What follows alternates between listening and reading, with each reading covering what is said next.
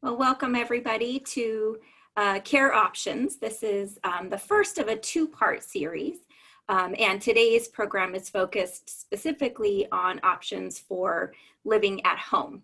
So we're going to start today with talking a little bit about understanding long-term care. Let me just go back. These are all the different areas we're going to be covering today, section by section, starting with understanding long-term care. And then we'll cover in-home care, which encompasses lots of different people and resources. We'll talk about adult day programs. We'll also be touching on the variety of community-based services that we have here in San Diego County. Very important financial considerations. Cost of care is significant for most of us, and obviously finances play a role. The budget dictates. That's always what we say in our house. We have champagne tastes on a beer budget. So, we have to consider finances and then look for those resources and supports. So starting with long-term care, what we want to do is introduce you to the idea that, first of all, we're not talking about a specific type of care when we describe long-term care. We're really talking about a continuum over the course of time, over the course of our lives. And we're talking about custodial care, meaning non-medical.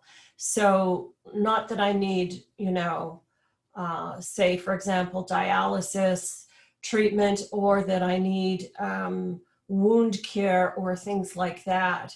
What we're talking about with custodial care is if I need assistance getting up in the morning, getting dressed, using the bathroom, using the toilet, showering, getting my breakfast and such. Custodial care, non-medical care.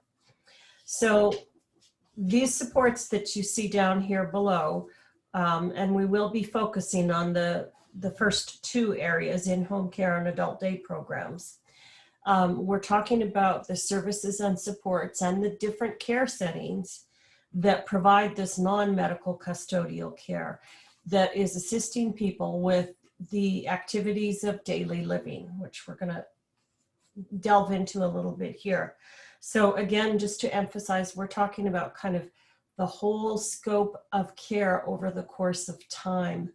I may need some in-home care today, but then perhaps I improve with whatever my health condition is, and then I'm able to go without in-home care, or perhaps then I transition to an adult day program. Or if I'm hospitalized, I might have to go into some kind of residential care facility for support and then return home. So just to point out and to emphasize to all of you that long-term care, we're not talking about any specific type of care. So when we're talking about the custodial or the non-medical care to assist people with the activities of daily living, which are often referred to within professions, health professions, as the ADLs. You've maybe heard that yourself. You might have even been posed a question by a healthcare provider saying, does your person living with dementia need assistance with their ADLs?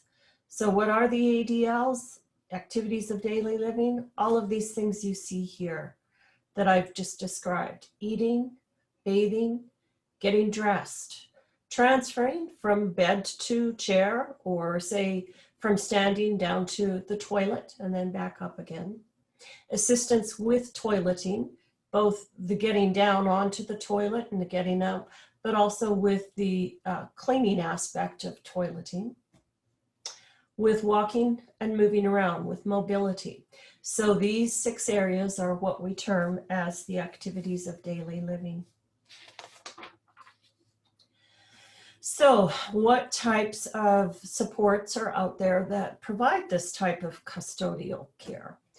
And well, there's a whole variety of them, and I have a fair idea that a number of you are already utilizing many of these services, and oftentimes without even realizing that's really what we're doing. When we're talking about family and friends and neighbors providing this type of custodial care to a person living with dementia. This is unpaid care, and we're doing it on an ongoing basis, and it often starts out in small increments and then grows from there. And people are providing a variety of things to us. Perhaps you as the caregiver are providing that custodial care with regards to showering and dressing and assistance with toileting. But maybe neighbors are providing some assistance with meals, dropping meals off for you at the door during COVID to be able to help you get some good meals. Of course, in addition to these unpaid and kind of natural supports that we have in our lives, there are also paid and professional supports, which we're going to look into here today. And so with that, we are going to focus today on in-home care and adult day programs, at least at the start. These other two areas on this continuum of long-term care will be covered in a class tomorrow that we'll be talking about residential care facilities. So for today's purposes, we're focusing on in-home care and adult day programs. And one of the most important things for all of you to know, and keep this in the back of your mind as we go along with regards to financial considerations, is that in-home care and adult day programs that are paid programs are not covered by Medicare or other forms of health insurance. So that means we need to be dipping into our own pockets to be able to pay for this type of care. All right, before we get to deciding what types of care we want, the big question is it time for more help? And how do I know when it's time for more help? And what we are constantly encouraging our families to do who are contacting us with a variety of questions about supporting their person with dementia is to kind of sit down and do a regular assessment, asking yourself these questions. Even better if you sit down with somebody else, because two sets of eyes are better than one. And sometimes when we're in the mix, we don't see the level of care we are providing for a person. We need another set of eyes on it to help us see more objectively. But ask yourself some of these questions. Are you having difficulty managing all your roles and responsibilities? Caregivers wear a variety of hats. You're not just a caregiver or care partner, you're a wife, or a father, or a son, or a daughter, grandparent.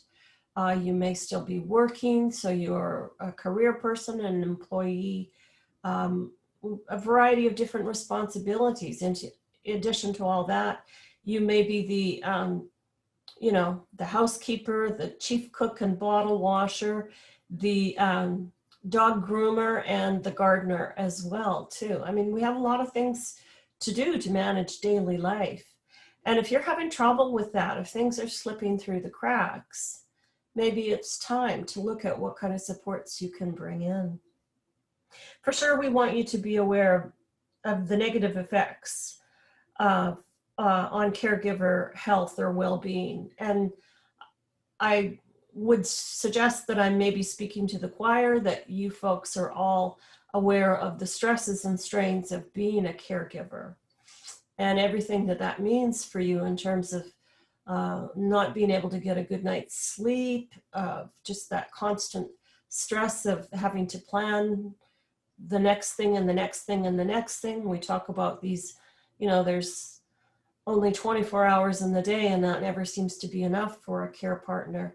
So there's definitely some negative effects going on, and it's really important for you to try and have as objective a view on how you're doing with this area. And that's sometimes where it's good to go to others to get their opinion on how you are doing, how you're seeming.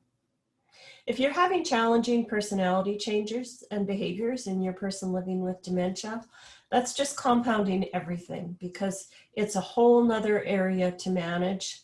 And sometimes the management techniques work and sometimes they don't. And it can be just very physically and emotionally and kind of spiritually exhausting managing these behaviors, especially, well, I was going to say, especially when the behaviors are, that they're negative, but I guess that's kind of what we're talking about overall. It's, if it wasn't negative, if it was positive, it wouldn't be challenging. So it's almost always negative, right? But sometimes I guess what I'm referring to is if your person living with dementia is saying nasty things to you or mean things that hurt your feelings and hurt your heart, that just makes it all the much more harder to manage and can have some real effect on you. Increased personal care needs. And so again, let's think back to the activities of daily living. If your person has now become incontinent, that may be it will be making things more challenging for you in terms of managing that area. Bladder incontinence is going to mean you're either attempting to have them wear some kind of, adult undergarment, like a Depends product. You may be doing more laundry, both with bed sheets and with clothing. And it's kind of own thing to have to manage.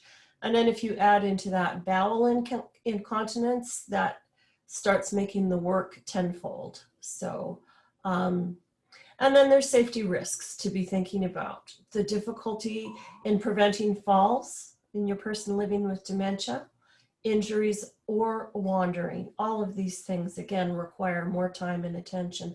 But I'm also going to say there's safety risks for you folks as caregivers too, because we've seen this before. Unfortunately, if a person living with dementia is at risk for a fall and starts to fall, sometimes the care partner attempts to intervene and, catch the fall, and they both end up going down and being hurt. So this is another area for you to be very aware of. So I encourage you to do some regular sit down and assessment of these different areas. Use these as questions. Am I having this difficulty managing roles?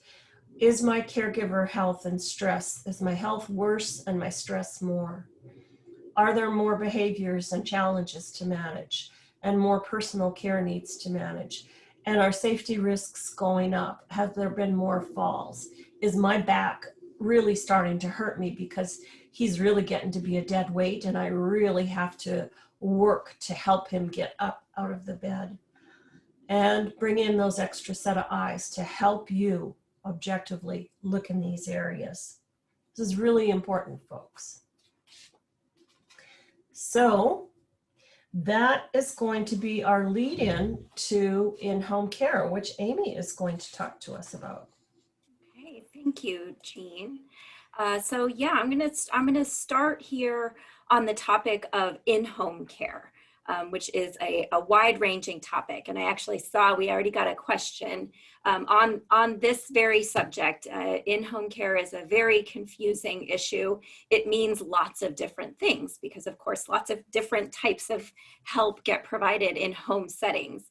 And by the way, when I'm talking about home, this is any environment where you live, right? If it's an apartment, a private home, it could be an independent living environment, it could be an assisted living apartment, right? Wherever you are, we're referring to that as home for the purposes of today's conversation. So there's kind of three categories of different types of care as when we talk about in-home care. And you see them listed here on this slide. I hope this is a helpful visual for you to kind of break down the differences between these things. There's housekeeping, there's what we call custodial care, and there's what we refer to as medical or healthcare. Housekeeping is things, I think we mostly know what housekeeping is: doing dishes, cleaning the bathroom, running the vacuum, dusting, cleaning windows, those types of things. Housekeeping can be done by, of course, family friends, other sort of unpaid members of what we call our natural support system, the people that we may or may not pay to help us, but that are not professionals that we've hired to come in and provide help with that. In-home care providers, licensed in-home care providers, not home health care providers, but custodial home care providers can help with housekeeping tasks, but there are limits to what they can do, right? Many types of housekeeping are directly related to the care of an individual person, right? I eat breakfast and that produces some dishes. Doing the dishes for me after I've eaten my breakfast, right? That's actually considered personal or custodial care. In-home care workers can provide that type of assistance. What they are limited in terms of at least here in California, the way that the domestic wage and hour laws work, they're limited in doing types of housekeeping tasks that aren't directly related to the care of an individual's person or body. So that's things like dusting, vacuuming windows, watering the plants, right? Those types of things. They can do some of that, but there are actual limits. To the best of my knowledge, I believe it's limited to about 20% of their time can be spent doing what are considered housekeeping tasks.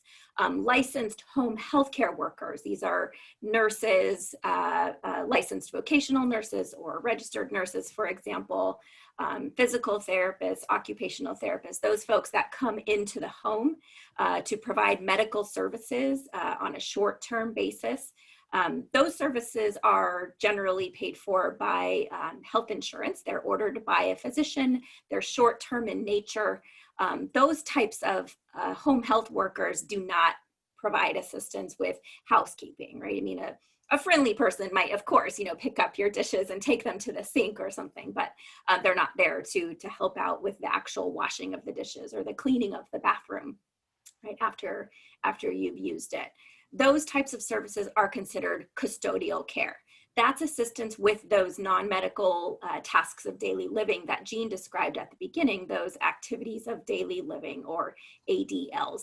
And again, friends, family, other members of our natural support system can certainly provide help with custodial care. When it comes to professionals coming into the home to provide those services, this is the realm of the licensed in-home care provider. I'll be talking more about what these providers do here in a moment. But if you hear the term non-medical in-home care or personal care or custodial care, this is kind of all different words for the same for what we're describing here on this slide as custodial care. And then there's medical care. This is where it starts to get a little bit tricky in terms of who can do what. Medical care is healthcare, right? This is, you can think of it a simple way, it's not perfect, but a simple way to think about it is those services that sort of cross the barrier of the body, right? The administration of medication, catheter care, giving an injection, for example, if somebody's got a feeding tube, right? Cleaning the tube, cleaning the site, changing it, those types of things. That's medical care, right? Family, friends, and unpaid natural supports can actually do these things, right? Should they? That's a whole other question, but they can, right? I can give an injection to my mother if she's got sliding scale insulin needs. I can do that. It's not illegal for me to do that, even though I'm not a nurse, right? But non-medical in-home care providers are not licensed to provide medical care. This is the realm of the licensed home health nurse, therapist, right? Home health aide, for example. So there are some gray areas, and I saw a question specifically about medication, and medication is a real tricky part of this gray area. Helping a person remember to take their medication, right? A home care company can certainly have one of its employees, if the medication box is set up and their employee is there to remind their client to take their medicine, right? Not to physically administer it, right? The administration of an injection, an injectable medication, or putting the pill actually in the person's mouth. That's the realm of home healthcare.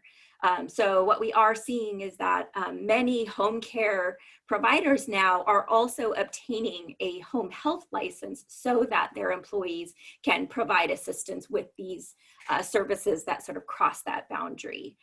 But this is a question that comes up a lot, and it is a concern for a lot of folks who hire non-medical in-home services and then are disappointed that they can't use those services, right, for things like catheter care or injectable medications, or conversely for getting heavy housework done, right? These are different types of services.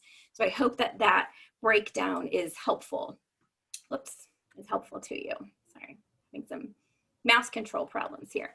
So in staying at home, a couple of things we want you to keep in mind when you're putting together a plan for staying at home. And you know, truthfully, most people, if asked, are going to say that yes, staying at home, staying here, whatever this environment is where I am right now, this is where I prefer to remain for as long as possible. And for a lot of people, staying at home through the duration of the dementia journey is in fact a feasible, workable solution, but it takes some thinking and it takes some planning. So we want you to just be keeping all of these sort of considerations in mind. Housekeeping and household maintenance. Remember that hiring a non-medical custodial provider of home care services does not necessarily cover all of these needs. You may still need supplemental housekeeping services, right? If somebody is living in a private home and you know the roof starts leaking, or you know, there's maintenance issues that need to be considered as you're considering the feasibility of remaining in a private home for the long run. Taking care of pets, they're a big responsibility, as Jean will tell you. You may see one of her critters walking around behind her. She's on dog duty today. So we've got dogs keeping us company during the webinar here today. Pets are an important part of many people's lives. And who's going to take care of those pets? As if I'm living with dementia, my needs are increasing over time, it may become difficult for me to be able to remember, did I already feed the pet? Am I overfeeding the pet? Did it get its essential medications, right? Is it getting enough exercise?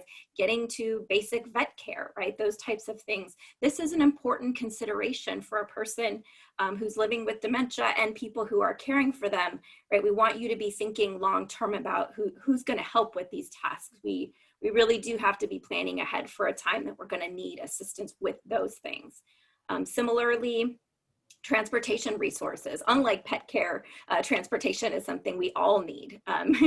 You really can't consider staying in a private home environment, no matter where that is, long-term without also thinking ahead about transportation alternatives, right? There's got to be somebody that you can rely on for private transportation, or you know, doing things like getting certified to participate in the paratransit program, which is our sort of parallel transit system here in San Diego County for people with disabilities that aren't able to use the public transportation system.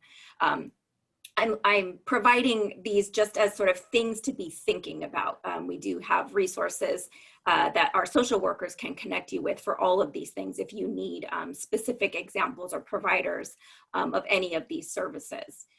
We do encourage everybody who is intending to stay home to do a pretty comprehensive home safety evaluation, right? Consider whether or not the current environment is safe for a person who's living with dementia. We do have resources we can point you toward for doing such a home safety evaluation. One of the key things, in addition to, you know, minor modifications that can help, putting up balance bars, increasing the lighting, right, putting grippy surfaces on floors, for example. One of the key recommendations we're often making is the use of a personal emergency response system. This is really helpful for a person who's living with dementia who has a primary caregiver or a care partner who lives in the home with them. right? In the event that something happened to the caregiver, would you be able to rely on a person who's got memory loss, cognitive impairment to call for help for you, right? And if not, we hope that you've got some type of a personal emergency response system in place.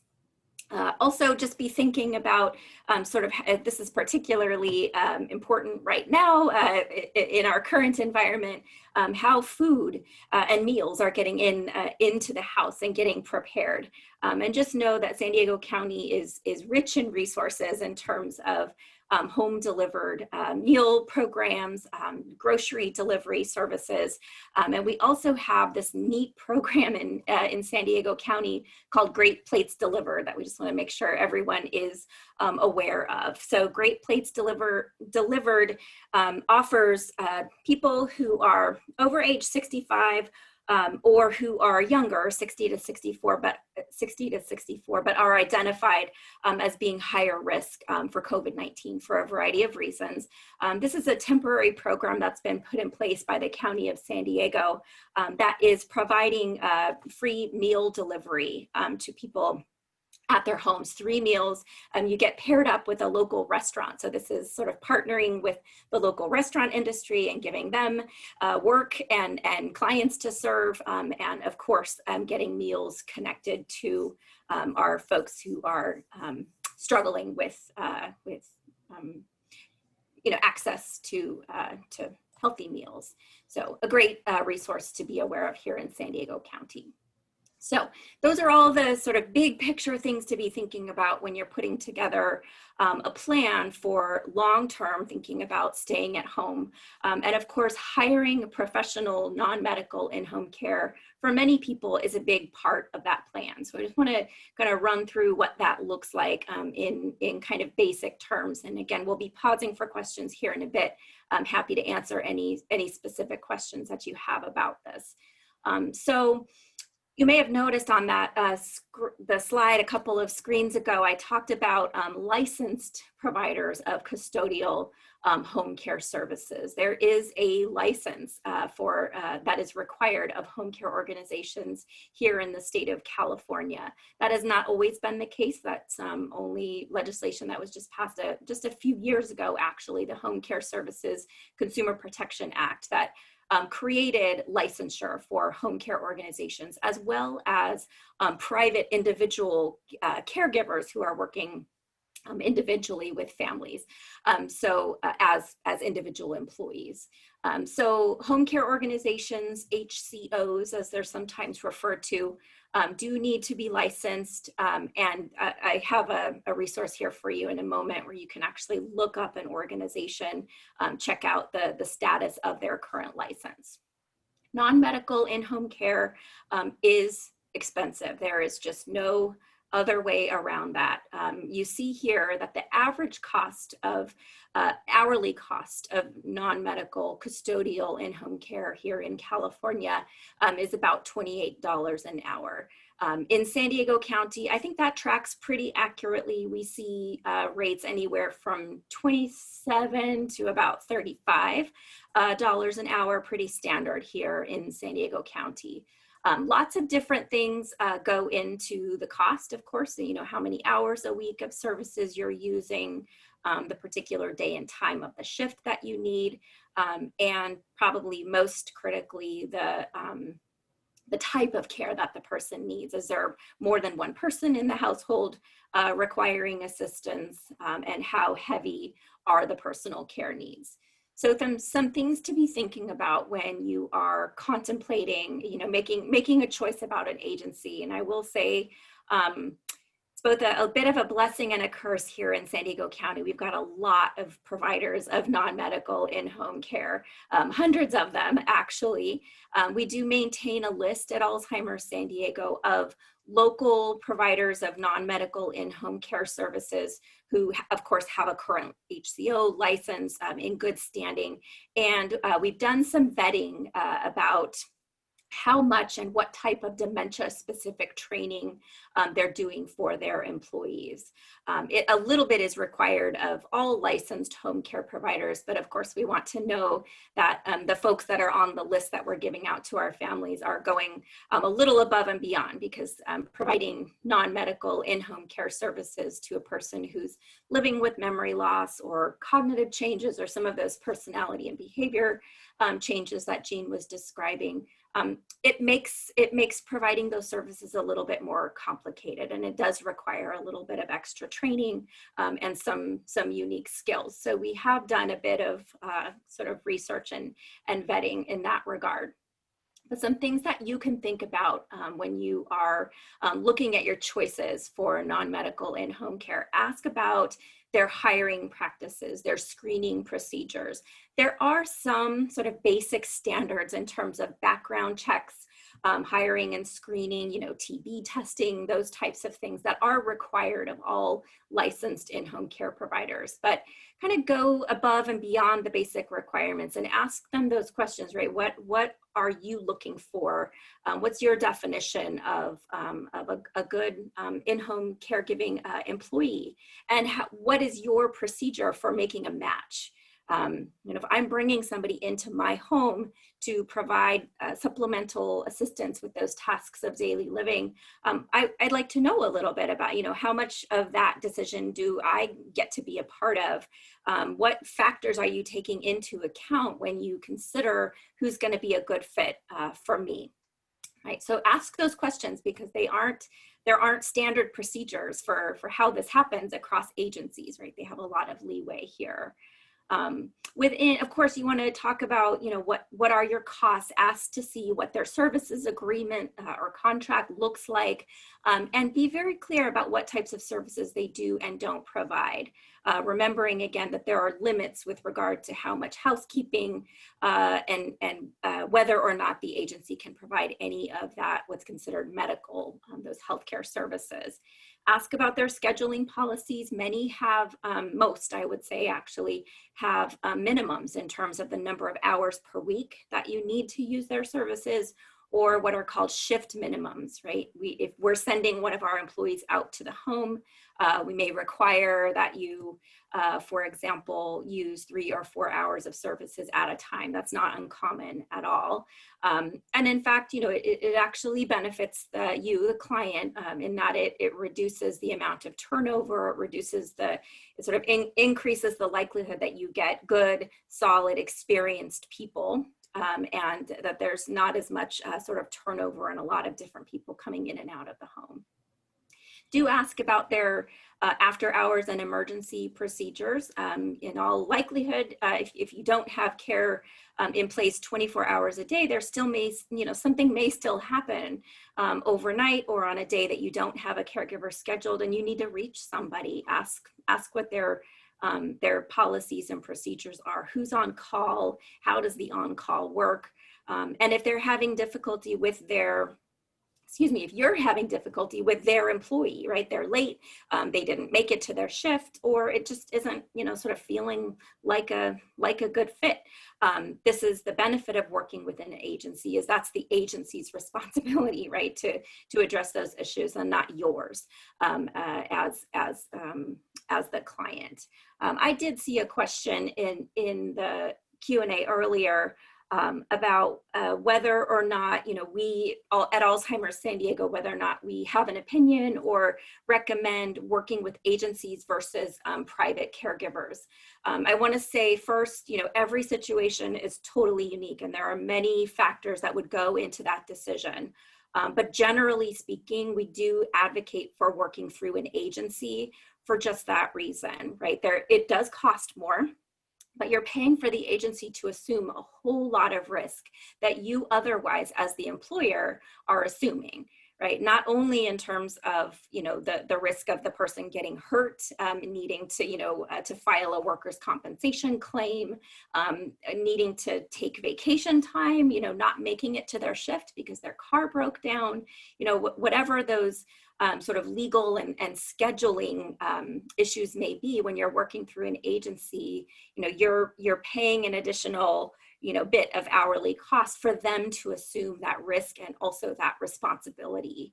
But also just in terms of training the employees and coaching, and dementia is a unique situation, and that needs are changing often dramatically and quickly and in unpredictable ways. And so if the person you have in place right now, who's doing a really great job, a year from now, if your needs have changed significantly, they may no longer be a good fit for what it is that you need. And again, if you're working through an agency, it's the agency's responsibility to either get that person's skill level up to where it needs to be, or to make a change.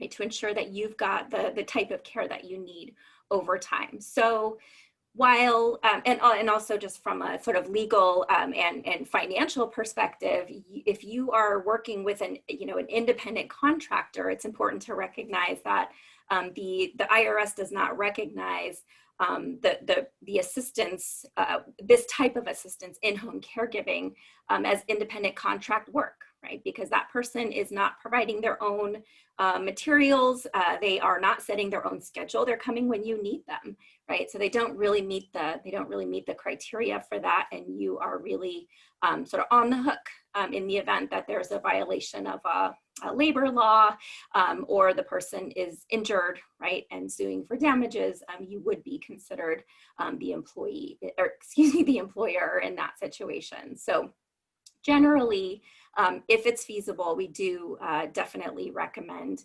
working with an agency. A couple sort of current questions we want you to be thinking about, and these are questions we're hearing a lot from families here at Alzheimer's San Diego. First of all, in the midst of a pandemic, can we still hire in-home care providers? The answer is yes. There are not, at least as of right now, there are no restrictions in terms of there are changes, and there are precautions and protections that agencies are putting in place. These are the questions to be asking about that. But there is no limitation. These are not businesses that have been closed down. This is an essential service. So some things that you might be asking specific to COVID-19, but a lot of this is actually really relevant in other times in our lives as well, right? What protocols is your agency putting in place to protect me, your client, but also to protect your employees, keeping them safe so that when they come into my home, right, I can feel safe and secure. What PPE, personal protective equipment, is being used? Is that being provided to your employees, or is that on them to obtain that? And what screening procedures are you using to make sure that your employees are testing negative and that they're healthy before they come to work? What training, what specific to COVID-19 staff training is your agency providing? Any other sort of safety measures? Don't be afraid to ask. A good agency is going to have protocols in place, and they'll be more than happy to tell you what they're doing in these regards. Are they providing paid sick time to their employees? It seems like a little thing, but it's actually very important. If an employee does not have any paid sick time and they become ill, right, this is their livelihood. They're much more likely to attempt to work when they are ill, which of course we want to be avoiding. And then just ask their policies, their procedures regarding the number of folks that are coming in and out of your home, right? Are you limiting or trying to limit the number of staff that are placed in a household? Do you have any sort of policies or guidelines regarding your employees working outside of your agency? Because of course, those agencies only have so much control over what their employees are doing. So it's not perfect. No system is totally perfect and fail safe, but we just want to encourage you to ask these questions. Don't be afraid to ask them if you want to know. So for more information on hiring non-medical in-home care providers, this is the website, but I'll emphasize again, we are going to be emailing these slides out to everybody, so you don't have to write down this big long URL. But this is the website of the California Department of Social Services, their Home Care Services Bureau, where you can look up an individual home care organization and check on the status of their license, but also just get general information about hiring in home care And again, I want to emphasize, please feel free to contact us at Alzheimer San Diego. I see that Marcy has put out a link in the chat that you can use to request information. If you want a list of that list I referred to of the local non-medical in-home care providers who have that dementia-specific experience, or you just have questions of, what should I ask when I'm interviewing agencies, we'll be more than happy to connect you with that information. Okay, so any questions, Marcy, that we can address? Okay, so you've answered a lot of them, which is great. You've been watching the Q&A, and I think that this might be addressed in the next segment, but somebody's asking about whether or not adult day programs are still accepting new participants during COVID. And if so, what is our opinion on how safe adult day program enrollment is during COVID? Jean is going to cover adult day programs, and I'll ask if you could address that when we get there. But the short answer is there are a few that are currently accepting new participants, and we'll sort of the same set of questions that we just walked through with regard to home care, I think kind of apply in the adult day setting. So just actually, I'll just hold that for now, and we'll come back to it. Yeah. Okay. That was my thought. Then this other question could be something that our social workers will want to do offline, but somebody's asking, what do you do when you ask family members to help because you're stressed and they refuse to help with some of these responsibilities of home care and things? Sorry, I'm not sure I understood the question. Yeah. What do you do when you're asking people to help you? Yes, and family members in particular, because you're stressed and they refused. Got it. Yeah, that is a complicated question. I would say first, being here today is a good step, because you can gather some information and do some research about, right, here are all the things we need to be thinking about. Here's sort of what it's going to take over time, in order for us as a family to keep this person at home. There's a lot for us to be considering, right? We're in this for the long haul. There are a lot of considerations I hadn't really thought about yet. There's going to be a lot of cost down the road, and this is a 24/7 endeavor. Dementia is a 24/7 disease, and I am not going to be able to do this on my own. I'm going to have to get some help. So I would say just sort of coming to the conversation prepared, having done your research, knowing what the alternatives are, and being very clear about what kind of help you need is probably the most important way to prepare. Also, just, I think sometimes being prepared for a little bit of negativity, being prepared for the no, right? Okay, and if you can't do this, then maybe being ready with a backup. Here's another way that you could support me. If you can't do this, you can't do X, maybe you could do Y. But yes, this is a complicated question, and certainly I'd recommend reaching out to our social workers for some support around specific techniques that might work with your particular family, right? Kind of figuring out what their strengths are. You can use that same form, everyone, yes, to ask those questions, and they're really skilled at helping you navigate that. And can I just add to that, just that, I know sometimes we hear from families that it's a similar situation. It's just maybe it's asked in a different way. But, sometimes I think family members are not offering help or are declining to help because they don't see behind the scenes. They're not there 24/7. So they don't necessarily see everything that you as a caregiver are actually doing. And sometimes it is, also that they don't understand that there are not supports out there that are free, that are covered by Medicare, and that things cost money. So again, kind of doing some research to be able to present some facts and figures to family members can sometimes be helpful, because sometimes it's just a matter of education, that families don't understand how complicated it is being a caregiver and the stresses and tolls it takes on people, and there's supports out there, but there's limitations. One of the things that we sometimes are telling our families, when they're saying, oh, well, you don't need help. You guys are doing great. Dad looks great. We saw you last Sunday and everything's good, is have them take Dad for the weekend, or come move into your home for the weekend and you take the weekend off. And, sometimes having to spend those 24 or 48 or longer hours 24/7 as a caregiver can be very enlightening. Good advice. Yes. And one super fast question I think we can answer before we get going again is, are there income requirements for the Great Plates program? Yes. Yeah, I do have some details here. I mean, it's not a program that's open to anybody, and I can actually put the link to this program out in the chat here. I'll do that in a second if you want to look up the requirements. But yes, it's for individuals who need assistance with preparation of meals, high risk people who either live alone or live with somebody else who would also be eligible for this program, and who aren't receiving assistance from other state or federal nutrition programs.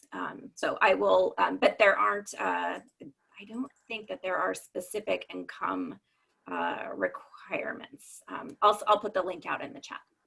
Thanks, Amy. Okay.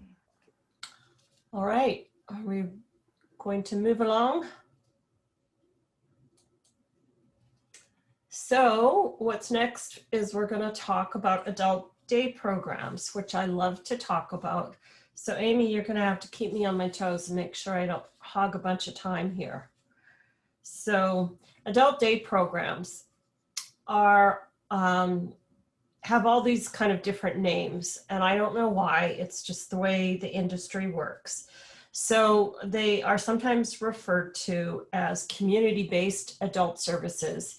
You'll hear professionals calling these community-based adult services CBAS programs.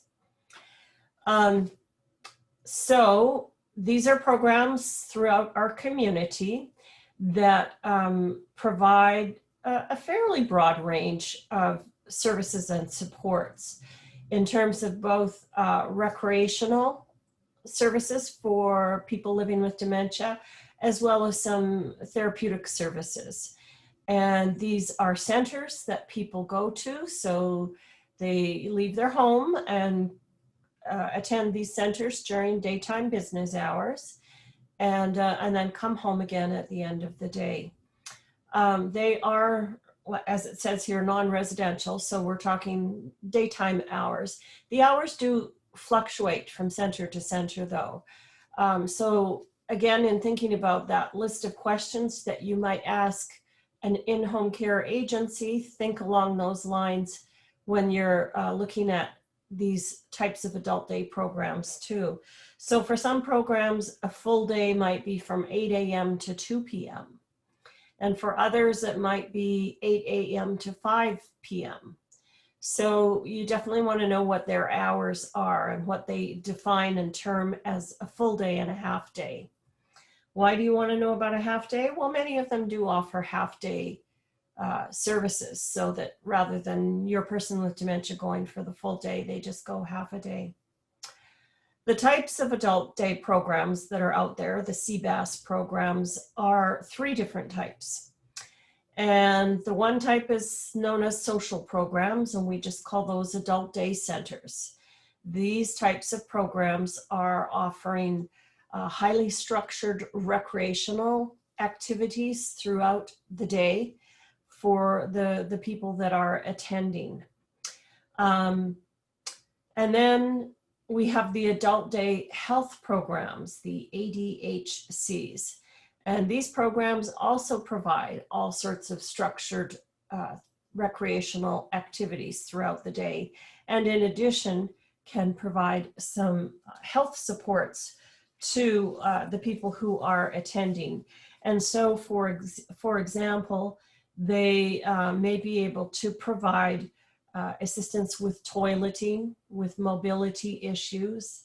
and they often offer ancillary services as well. So having an RN on staff to check blood pressures, to administer medications, and they often have days where they are bringing in occupational therapists, physical therapists, in to do some work with the attendees as long as it's been ordered, you know, through the primary care physician.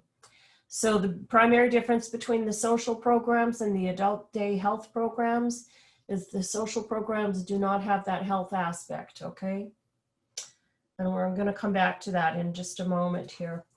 The other type of program that is out there is one that is non-licensed, and it is known as an older adult program, OAP. And to my knowledge, we have just one of those here in San Diego, and that is through Jewish Family Services. And I guess I just want to point out that the adult day centers, both the social and the healthcare programs, are governed by community care licensing and the Department of Health. And so, you know, there's rules and regulations that they need to follow as they provide these services to families. So in going along here for the adult day programs, the social programs, these ones provide no assistance with toileting. People need to be independent to be able to use the bathroom on their own and, you know, clean themselves appropriately. They need to be able to, you know, eat on their own and take if they have medications they need to take during the daytime, they need to be able to take those medications independently. And again, as Amy referred to, a staff member with an adult day program, a social program, can remind a person, Mr. Jones, I think noontime is when you take your medication. Do you have it in your pocket? That's where, you know, your wife put it this morning. And that's a reminder that the medication's in his pocket and that he takes it. But the staff member never puts their hands on the medication. There's no administering of it. So just be aware that that's the chief differences between those two programs. Adult day programs are super fantastic for people living with dementia, folks. And of course, I'm a wee bit biased because I worked in one of these programs for, gosh, several years. I don't even remember how many years now, 8 years or something. And they are great at getting people into structure and routine during the day with lots of stimulation and activity, physical, cognitive. The activities encompass everything from, you know, discussion and just kind of general checking in with each other and talking about news items, to exercise programs, to social service type programs. By that, I mean doing projects that are being donated to other agencies, you know, to help the people living with dementia, give them a sense of purpose that this is what I'm doing and it's a contribution to another organization. There's for sure just different physical activity, and sometimes even the social day program that I was involved with, on a once a month basis, we took all our people to a community outing, often to one of the museums in Balboa Park. So we just did a variety of things, and it was really terrific for our folks living with dementia. What are the benefits? Well, again, having that routine and structure during the day just helps keep good balance in the wake and sleep cycle. You know, and we know our folks living with dementia, if not, you know, if given if we don't get them going and provide initiative for them, the default setting might be to just sit on the couch and snooze off and on all day. And we don't want that happening because that's disrupting the whole sleep and wake cycles for people. And of course, if your person with dementia is not sleeping through the night, that means as a care partner, you're not sleeping through the night. So, so it's good. It keeps them moving, keeps them active and stimulated so that they're tired in a very normal kind of way come the end of the day. And obviously the benefits for our care partners are also tremendous. It's giving you a break. It's hard to be a caregiver and do all these things and then still be a cheerleader during the day and get your person active and engaged and exercising and virtually visiting museums and things like that. That's can be really exhausting, and it's pretty low on the list in terms of priorities. Really, when we come down to it, is we need to focus on things like keeping them clean and fed and hydrated and medications and showered and those things first and foremost. And by the time we get to things about keeping them physically and cognitively stimulated, I think our caregivers are running a little low on gas. So outsource that to these types of programs. Your people will be under this good safety and supervision with these programs. Oftentimes, I'll tell you, these programs offer transportation as well too. So if you're within geographic range, they may be able to pick up and drop off your person with dementia. And yes, this is just going to give you a chance to have a rest, go to the gym, have lunch with friends, read a book, sit in the garden, have a nap, do nothing. All those things that are very, very hard to do when you're in the thick of it with your caregiving. So, fantastic programs. I love them. I'm a big proponent of them. And of course, right now, with the pandemic, unfortunately, I've done all this shout outs for these programs, and I'll tell you that some are open and a large majority are not yet open. And so it's important that you call us to inquire about the programs that are currently up and running during the pandemic. And I want you to think about those questions that Amy talked about when you're hiring in-home care, both with regards to the services that the day program provides, as well as the protocols they have in place for COVID. And have that mindset and ask some of those same questions. You want to find out what exactly services are provided. If I could just add, there are just a few that are open, and they are not at full capacity. They're running at a small percentage of their normal capacity in order to provide Correct. Social distancing. Correct. So they may not be able to accept new people right now as well too. Find out exactly what services are provided. As with home care, find out, do they have specialized dementia training? Because really those are the centers that you want to be going to. Just as Amy pointed out, it takes a special skill set to be able to manage people with dementia and get them engaged and active. And you need to be trained in order to do that and do it well. You want to find out about the costs and what insurance coverage may be provided.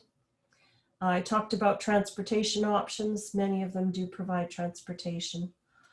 And for sure, work with the center staff, not just to coordinate a visit or a trial day.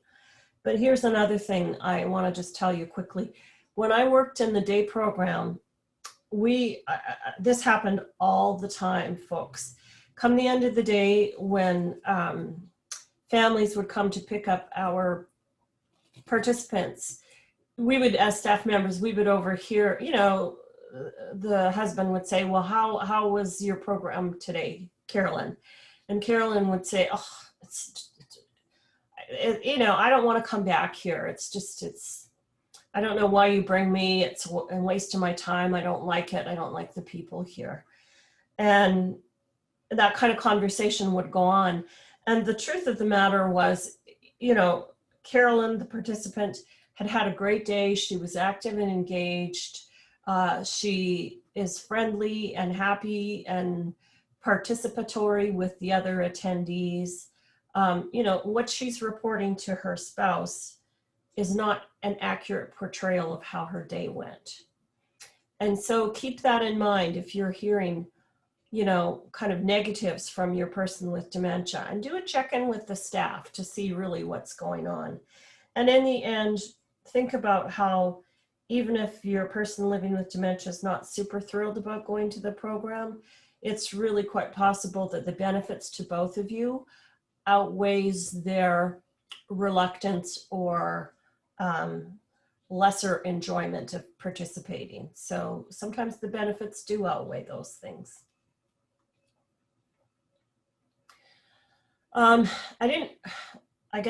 me just jump back here for a minute and tell you, for costs for the programs, I think Amy, and you can, or Marcy, you can, either of you can jump in. I think for a full day, it's kind of $85 to $95 a day. And for a half day, it's usually not, unfortunately, half that price. It might be $65, $75 a day for a half day. But when we get to financial considerations, we'll talk a little bit more, because there are some insurance coverages for adult day programs. Thank you, Jean. So I'll cover as quickly as I can the community-based services that are available that sort of serve as a bridge for people who are living at home but need some outside guidance, assistance, professional support. Before I get into, I'm going to talk about PACE and I'm going to talk about case management services. I just wanted to point out these two providers of great resources and information that are often overlooked as part of our sort of support network. At least here in San Diego County, we have an amazing network of senior centers as well as public libraries. Now, of course, at the moment, most of them are providing limited to no in-person programming, but most of them still have staff available who can answer questions, connect you to, you want to find a meal delivery program or a volunteer service that provides transportation in your area. These are great resources for that. So don't forget to reach out to your neighborhood too, right? Because they certainly know your community well. So I want to give you a brief introduction to a really terrific program called PACE, the Program of All-Inclusive Care for the Elderly. PACE is a model that started up in the Bay Area in the 1980s. I can't remember if it was early, mid, or late 1980s, but it's been a while, up in the Bay Area, wherein a PACE center was established, and then it provides services to people who live in around that service area. People who are Medicare and Medicaid eligible. In California, we call that Medi-Cal. We'll talk about that here in a moment. For people who are living at home, but who are at risk of placement in a skilled nursing facility because of physical or cognitive impairment. So PACE covers all of a person's Medicare, Medicaid covered healthcare, and other services that are needed. This is direct from sort of the Medicare website, services that are necessary to improve or maintain health. So they actually provide healthcare services as well as social services, nursing, therapy services, as well as meal services, non-medical in-home care and case management, transportation resources. It's a really marvelous model. There are 31 states currently that have active PACE programs, including California. We have several PACE programs here in San Diego County. In recent years, they've expanded such that nearly everybody in the major metropolitan areas of San Diego County now lives somewhere within a PACE service area. But it's not for everyone. You do have to be 55 or older. You do need to, of course, live in that service area. You need to be at risk of nursing home placement, meaning you need assistance with those activities of daily living. And you need to be able to sort of get sufficient benefit from the PACE program. This is for individuals who are Medi-Cal eligible. This is not something that you can pay for privately. There is now an expansion of PACE that allows people who aren't on Medi-Cal or Medicaid, but who just have Medicare, they can actually pay out of pocket. But the costs, as I understand them, are still pretty expensive. It's mostly prohibitive for folks. So we still sort of think of PACE as a program for individuals who are Medi-Cal eligible. It's a terrific model. Again, a wonderful bridge for people who are at risk of placement, but really want to be able to stay home with some support. So outside of PACE, we have a lot of other case management and other types of community-based support here in San Diego County. Elder Help, I've listed the names of several of our nonprofit sister organizations here in San Diego County. Elder Help, FACT San Diego, facilitating access to coordinated transportation. This is a great database for looking up transportation resources in your area. Glenner Care, the Glenner Alzheimer's Family Centers, in addition to operating two adult day programs that Jean was just describing, they also have Glenner Care, which is a sort of remote monitoring service. HICAP is a terrific resource for getting information about health insurance, Medicare, private health insurance options, and you can find a way to make an appointment with a HICAP counselor. It's free, but of course, you know, they normally meet at senior centers and libraries, and I think the operations are limited at the moment, but you can still get good help through HICAP. At the website provided there. The Jewish Family Service of San Diego offers a huge array of case management, other types of community-based support.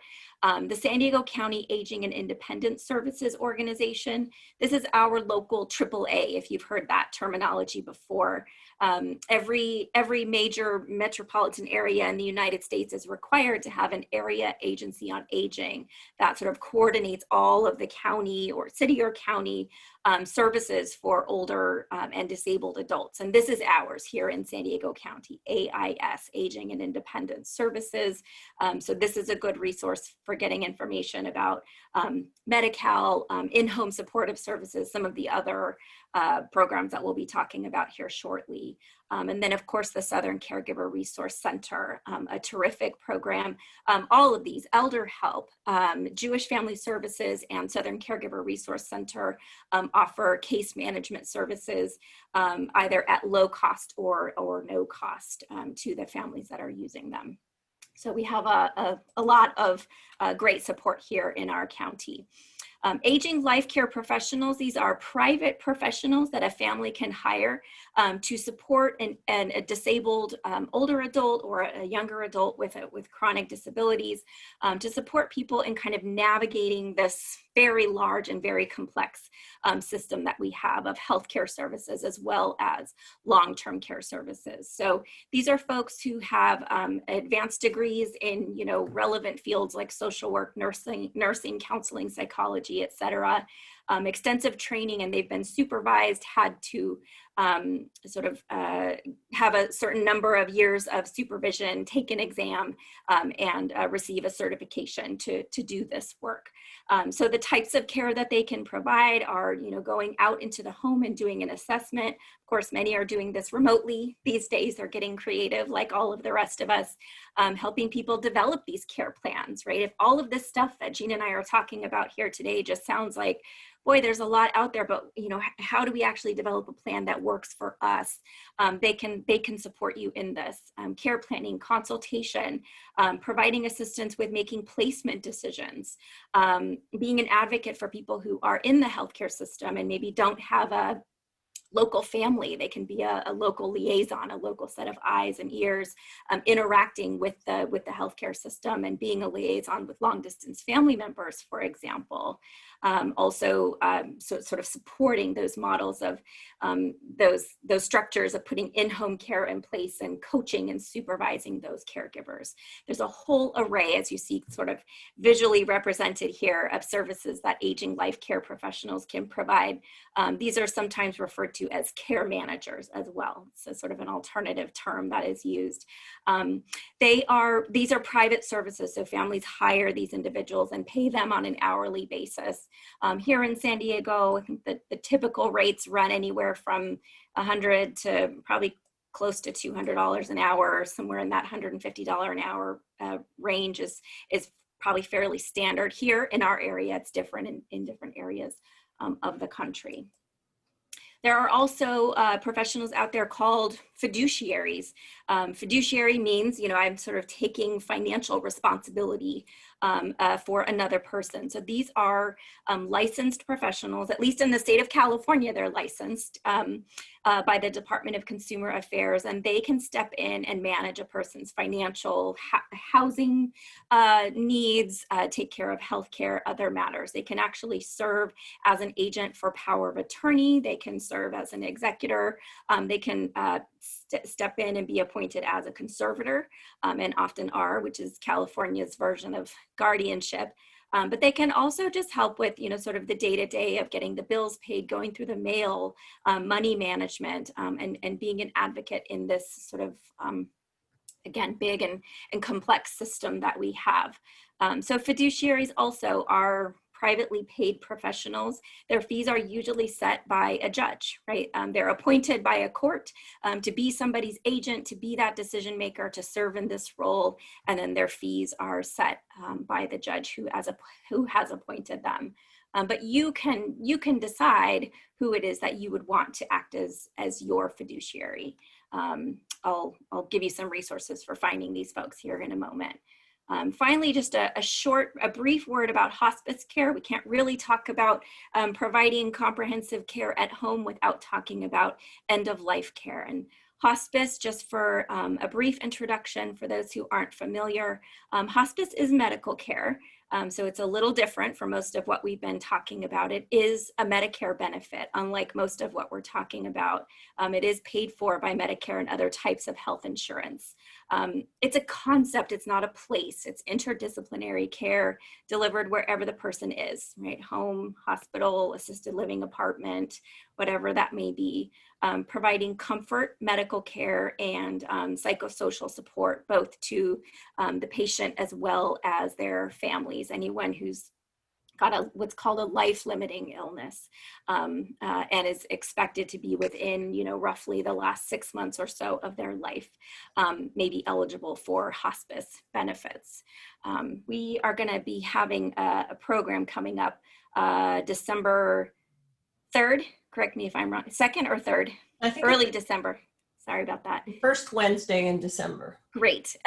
Just check our education calendar for more information about that. A program coming up where we're really going to dive in on hospice and palliative care services. So here's where you can find information, where you can locate an aging life care manager or aging life care professional, fiduciary services here in the state of California, get more information about hospice or PACE services, and of course for referrals to local case management agencies, care managers, hospice providers, and the like. Please just contact us at Alzheimer's San Diego.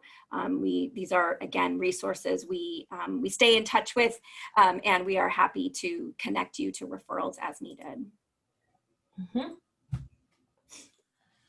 Good. Okay, well, I'm going to go fairly quickly through financial considerations here, and not, you know, obviously it's very important, so that's not to take away from that, but just for you all to understand that, you know, we're not legal and financial experts. We're just going to give you the very basics. And what we do encourage you to do is either call us and we can refer you to some of these specialists, like, for example, a fiduciary, or we have a resource list of elder law attorneys as well too, and estate planners. So we can get you connected. And then we also have a class, which we'll reference again, that is 100% on legal and financial concerns. The most important takeaway for you folks in terms of financial considerations is to understand that Medicare and other types of traditional health insurance do not cover the costs of long-term care. And I have to tell you, I can't tell you how many times I have made that statement to families, and they've been really shocked that there's been this misunderstanding or misperception that Medicare does in fact pay for the costs of long-term care, and it doesn't, people, it doesn't. So how do we pay for long-term care? Well, we usually start by dipping into our own pockets. As I said, we look at our own personal savings and assets. And for probably a large majority of us here in California, especially right now, we're looking at our homes, the value of our homes as being kind of our collateral to pay for some of the costs of long-term care over time. Most definitely, there is long-term care insurance, and this is something that you can purchase. However, you need to purchase that type of insurance when you're young and healthy. The older you get and the more health conditions you have, the higher the premiums are, until it gets to be a point where you're just not insurable. And if you've already been diagnosed with some type of dementia, long-term care insurance is not going to cover you. But if you've been planning ahead, that's something that can assist with paying for costs. Other financial tools that people are using and working with their estate planners and their CPAs and such to navigate are things like the reverse mortgages, also charitable gift annuities, and converted life insurance. And I'm not going to go into details on those things, folks, because it's just not my area of expertise. But again, call us and or watch our legal and financial webinar, and you'll get more information on those things. And then, of course, we also have Medicaid, and then we have VA benefits. So let's just stop for a minute here with Medicare, and just to give everyone kind of the lay of the land, that Medicare is the program that is, it's an entitlement program. So it doesn't matter whether you've got $1 million in the bank or $1 in the bank. Medicare is something that you qualify for. It's paid out of our Social Security deductions over the course of our working careers. And, you know, as spouses of, even for people who maybe have not been working and contributing, they can qualify for Medicare through also spousal payouts of Social Security. What does Medicare cover? Well, it covers our medical care, you know, seeing our doctors, and it covers hospitalizations that we may need for any types of surgery. If we've been admitted to the hospital for 3 or more days, you know, for example, with a broken hip, and now I need some rehabilitation, it's going to cover the cost of my time in a skilled nursing facility while I rehabilitate. It covers the drug benefits as well too, and it can cover some home health care for a limited period of time, depending on again, if I'm then discharged home after I've had a broken bone, I may qualify for some home health care that is covered by Medicare while I'm still recovering. And then, as Amy mentioned, it covers the hospice benefit as well too. So all of those things are covered by Medicare. We're still in the open enrollment time right now through till December. And, you know, Amy mentioned HICAP, and they are a terrific agency to go to with Medicare questions. Medicaid, or what we call a Medi-Cal in California, and this is our program that is based on financial need, and it is funded through both state and federal funds, but it's governed by the state of Medi-Cal, and you know, that's what we call it, is Medi-Cal. In terms of long-term care, that continuum, Medi-Cal can help pay for some services in the home through in-home supportive services, IHSS, we often refer to it as. And this helps pay for some homemaker and some personal care so that a person can remain in their home. Medi-Cal can also cover some of those CBAS programs that I talked about, the adult day programs, and help pay for those costs as well too. So, and let me just see. And I'll just add, there was a good comment in the Q&A just to point out that in-home supportive services can be provided either through an agency that contracts with the County of San Diego, or you can also use in-home supportive services benefits to have a friend or a family member provide non-medical in-home care too. Yeah, you beat me to the punch there. So absolutely, that is true. And again, you can give us a shout at Alzheimer San Diego, and we can get you connected to these programs as well too. Veterans benefits. Well, there's all sorts of benefits, and we always talk about, a little bit of the challenges of navigating veterans benefits as well too, and the VA in general.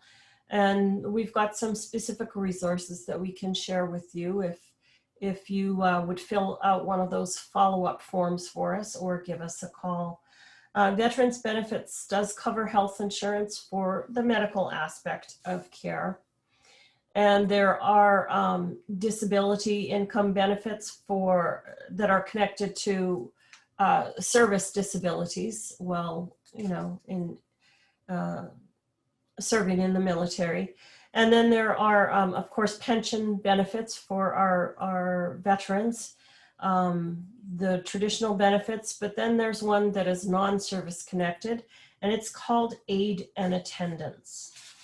And aid and attendance can help cover some of the costs of both care in a residential care facility, like a memory care facility, but also can assist with some care in the home as well too. And again, please just give us a call at All San Diego, and we'll point you in the right direction to find out more about aid and attendance and to get started on getting the paperwork together to see if you qualify. I think on the short note, it's the veteran needs to have been on active duty during one of the wars. So during Gulf War, Vietnam, Korean, or World War II. Don't imagine we have too many of our veterans from World War II anymore. Anything to add there, Amy? No, okay. So that's aid and attendance. And then there's the caregiver support program, which is a fantastic program as well too, and has a variety of different aspects to it that can cover adult day health care. It can cover both homemaker and a home health aid program. And so by that, we mean, homemaker services, assisting in the home with some of that, a bit of laundry or light housekeeping. And then the home health aid is helping with those ADLs of bathing and dressing and that kind of thing. And then there's also respite benefit that can be accessed that provides for temporary placement in a care facility. So all sorts of supports here through the caregiver support program. And again, if you give us a call, we can get you connected with those things. So yes, for more information about the financial planning and the long-term care, do have a look at our webinar library on our website and have a look at the Legal and Financial Basics program. We usually are doing that webinar on a quarterly basis. So it's already been done for this last quarter of this year. be watching for the next one coming up. And Amy, do you have some? Yeah, we'll Okay. skip over. We do have one question here. I know we're right up on our time, so I want to wrap up here. But there's a good question about aid and attendance availability. It is for veterans and surviving spouses of veterans, and yes, it is income based. Your income, you do have to have costs that are higher than your current income. Excuse me, you have to have medical or long-term care costs that are higher than your current income. So, but it's not like there's a specific threshold. Anything else, Marcy? I just have one question that somebody's asking. There's been a lot of questions in the Q&A today, and they're wondering whether or not the comments will be saved as well. The questions and the answers. They we don't because people's names are in there, we actually don't usually save those transcripts, but we'll do what we can. It's an interesting question. We'll see if we can create a sort of a pseudo transcript that doesn't have anybody's identifying information. We'll send that out. Yeah. Thanks, Amy. That's Sure. all I see for now. Okay, great. That's a new question for us. So, okay, so I'll wrap us up here and just talk about getting the right folks to the table to start this conversation. Actually, there was a great question about this toward the beginning, so you gave us an opportunity to talk about this. But start exploring options now, doing your research before there's a need, right? When you're in a crisis is not the time to be making a decision about which in-home care provider or which adult day program or what case manager you're interested in hiring. It's really good to have had the time to make a thoughtful exploration of those resources and make a good decision when you're not in crisis, if at all possible. So of course we have to make these decisions with a realistic set of information, right? What finances are available to us, what resources are out there, and sort of how do those things line up.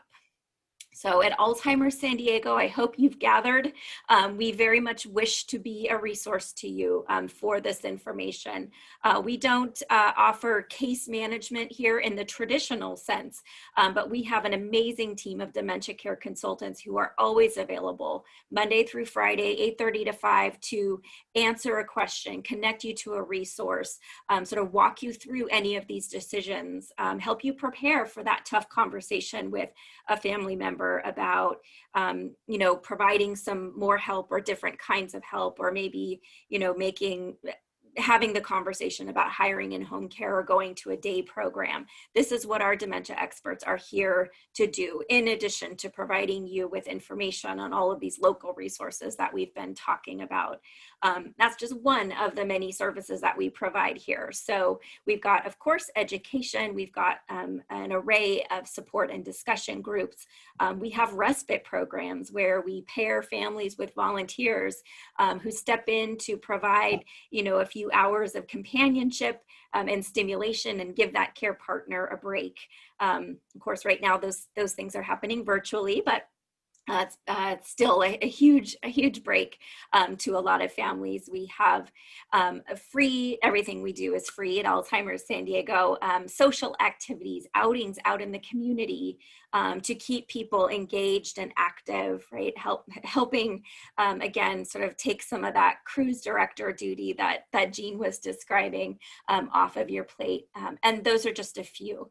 You see the others here. So I know Marcy has provided that link to request information from a social worker. Let us know if we can connect you to more information about any of those services that we provide or that any of our partners out there in the community are providing.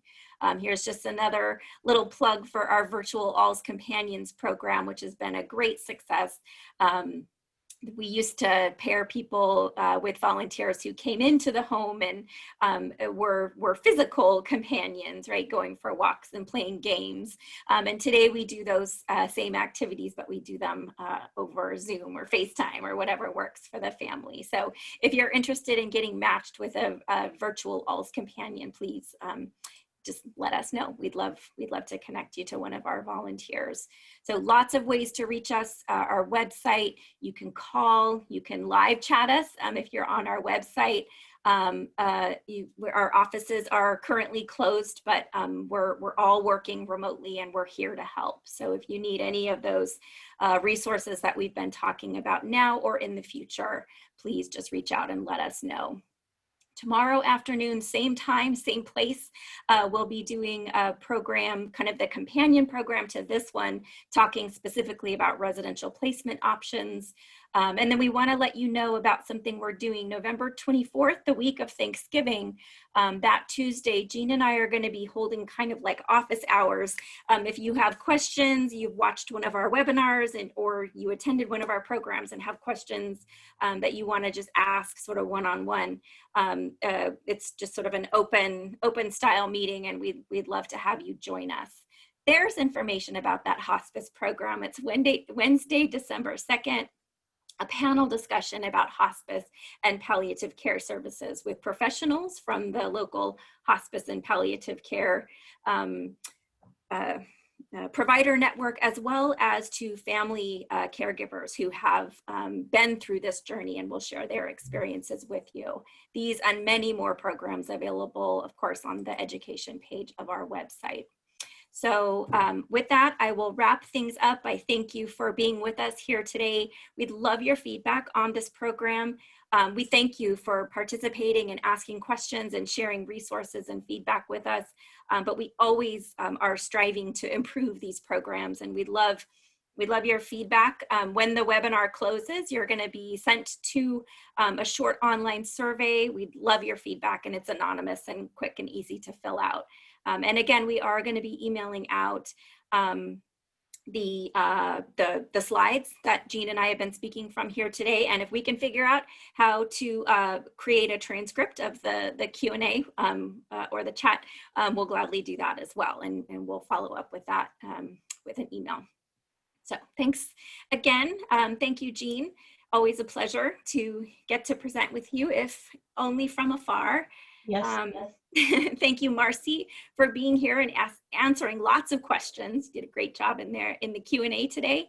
And thank you, Brenda, for being here to help our folks with technical support. Hope you all have a great afternoon, and we'll see you next time.